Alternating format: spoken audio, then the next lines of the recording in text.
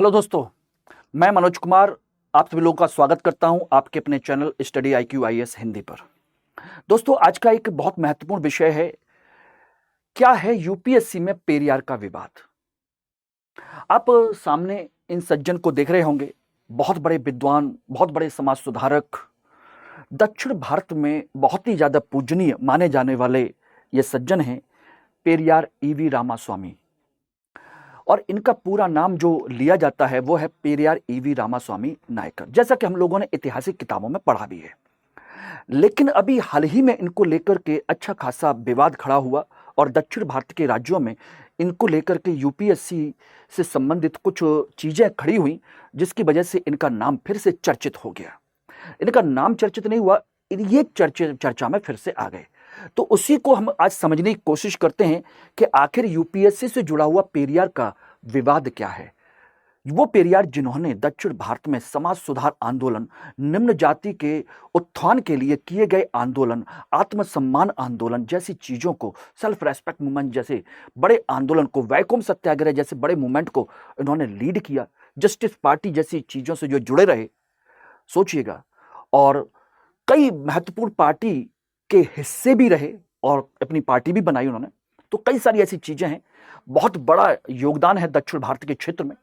तो उसी से संबंधित ये मुद्दा है, उस पर हम लोग चर्चा करते हैं कि आखिर ऐसा क्या मुद्दा खड़ा हो गया, किस तरीके से खड़ा हो गया, उसको चर्चा करते हैं। लेकिन उससे पहले मैं चर्चा करूं, उससे पहले मैं फटाफट आपको बता देता हूं कि आप में से जो भी छात्र 2026 के लिए जीएस फाउंडेशन बैच की तैयारी करना चाहते हैं, मई मॉर्निंग बैच इस समय चल रहा है और उसमें एडमिशन की लास्ट डेट 31 तारीख है।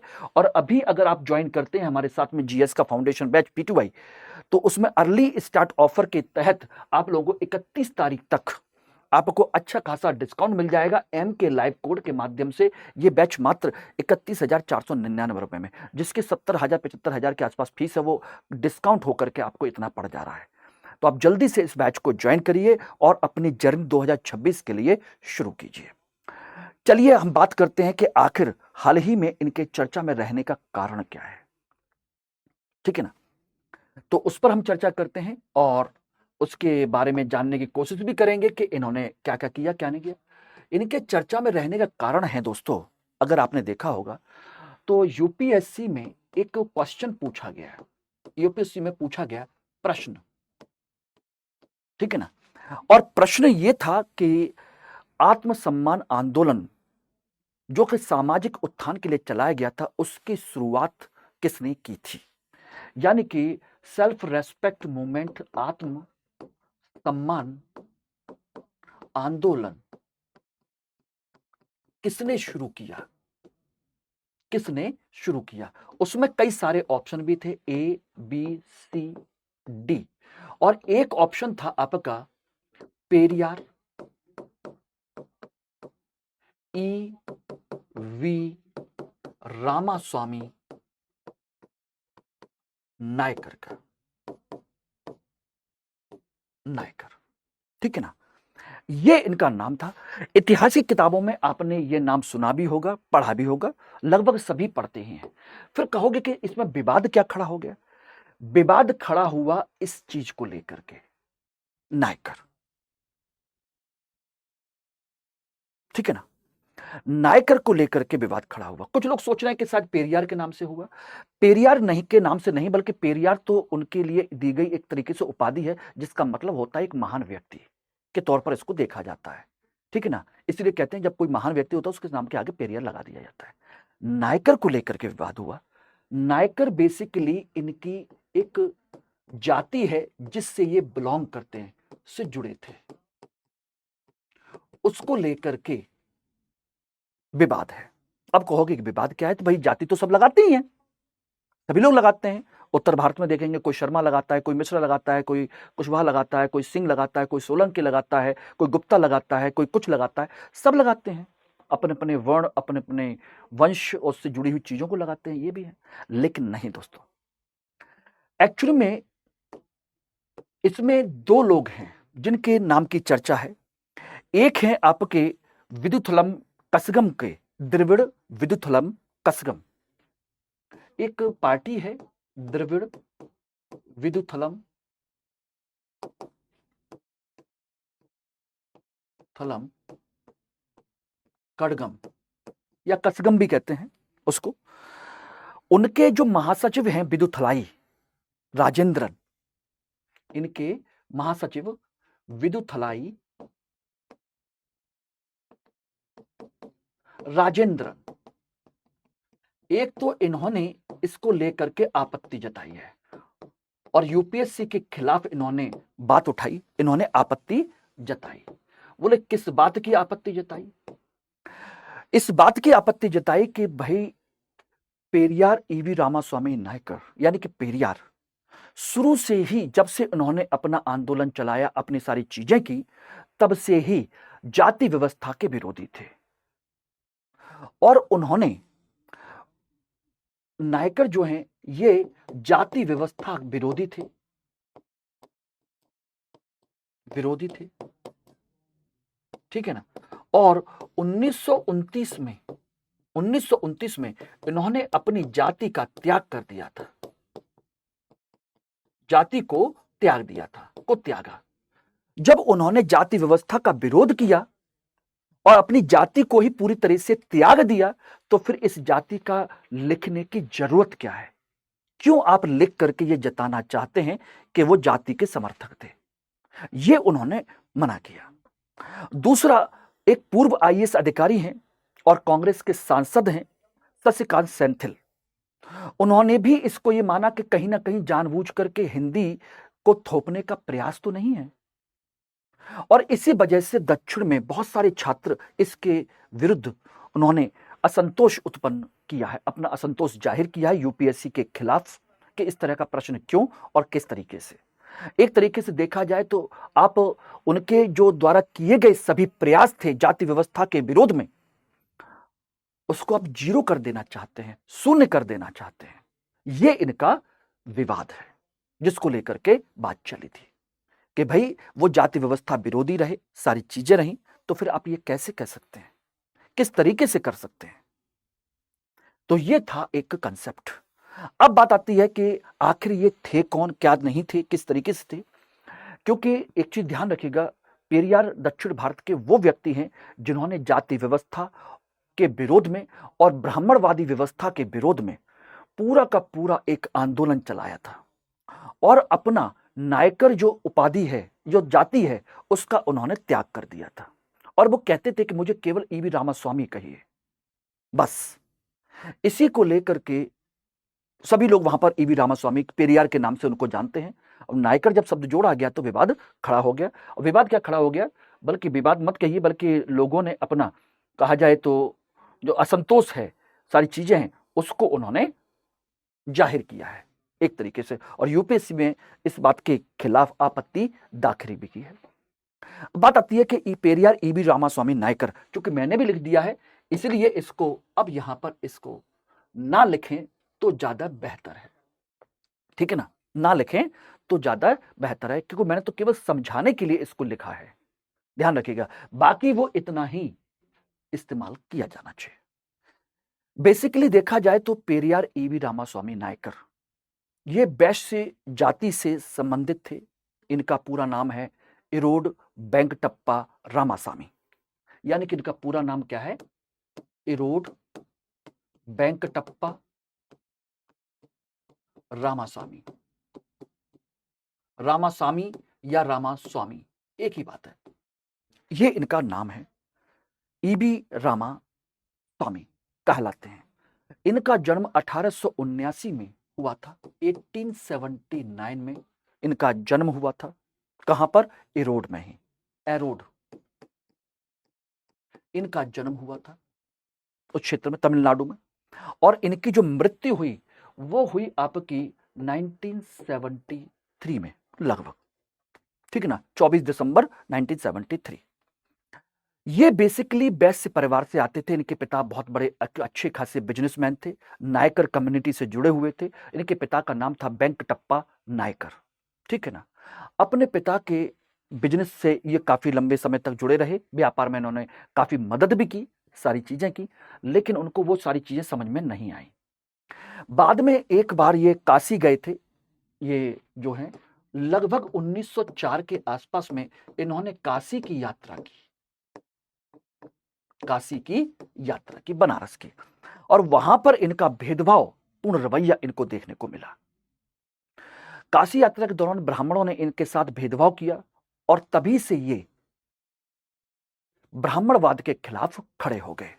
में इनके साथ में ब्राह्मणों का भेदभाव हुआ।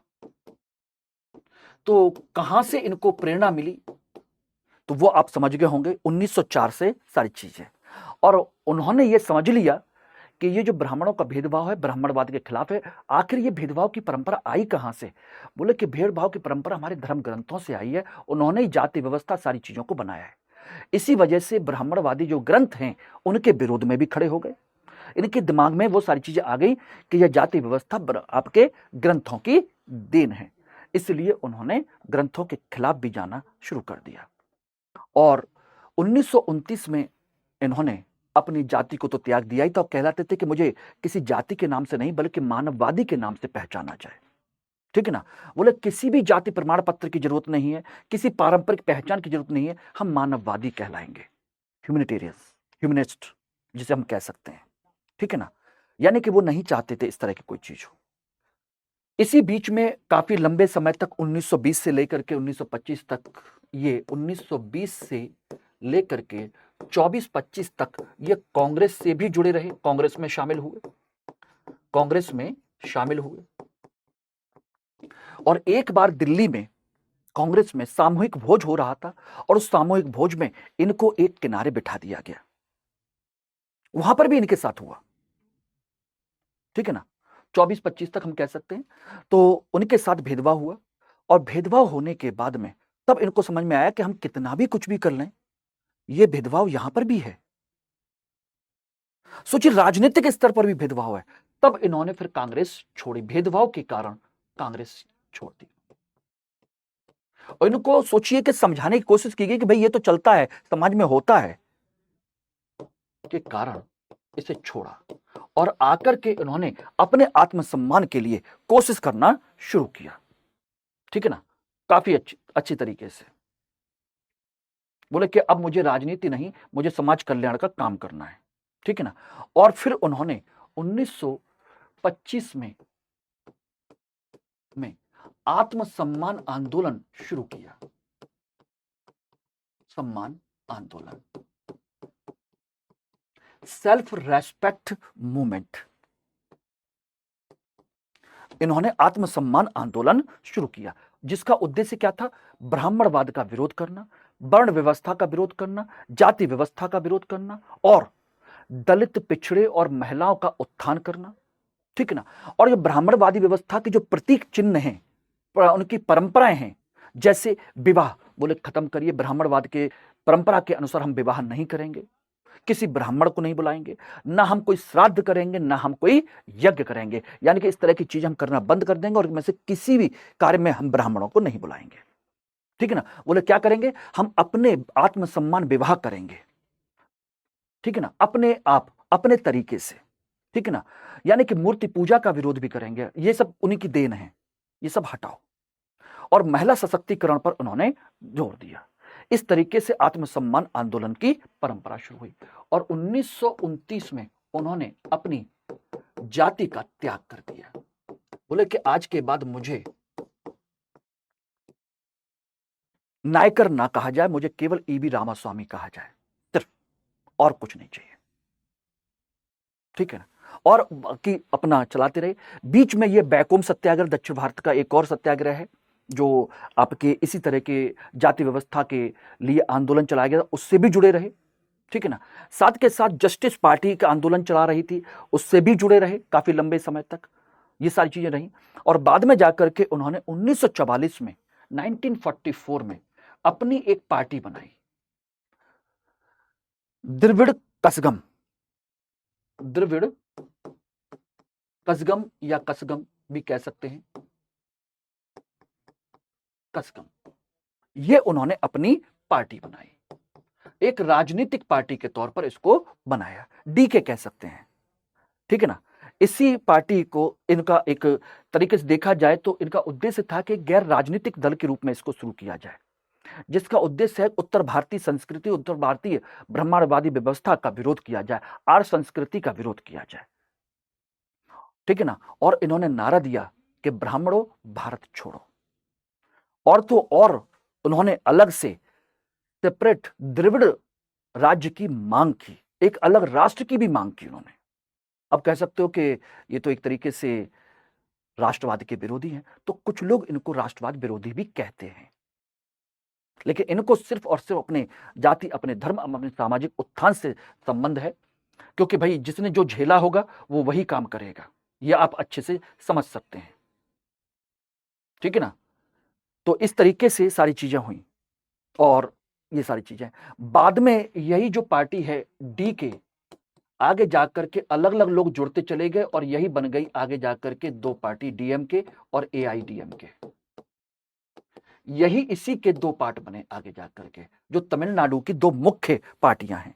डीके आगे जाकर के क्या बन गई, डीएमके और एआईडीएमके, ठीक है ना। और इन दोनों पर पेरियार के इन्हीं विचारों का काफी प्रभाव भी है, और जो आए दिन आप देखते भी होंगे इन लोगों के राजनीतिक वक्तव्यों को भी, पिछड़ी जातियों के, ठीक है ना, इन सारी चीजों को लेकर के आपने सुने भी होंगे। स्टालिन के बेटे ने भी जाति व्यवस्था, वर्ण व्यवस्था को लेकर के कुछ बात कही थी, ठीक है ना। वो इसी वजह से थी। इसीलिए कहते हैं कि इतिहास की हमें सही समझ होनी चाहिए, क्योंकि अगर हमें इतिहास की सही समझ नहीं होगी तो हम नहीं समझ सकते कौन क्या कह रहा है, किस तरीके से कह रहा है। और कम से कम अपने देश के जितने भी बड़े महान नागरिक हैं, महान व्यक्तित्व हैं, उनके बारे में हमको जरूर पढ़ना चाहिए। उनमें से पेरियार ईवी रामास्वामी भी वही हैं। इनकी विचारधारा को भी हमको पहले समझना चाहिए, जानना चाहिए, और वो जानना चाहिए कि उन्होंने किन परिस्थितियों में कौन सी बातें कही,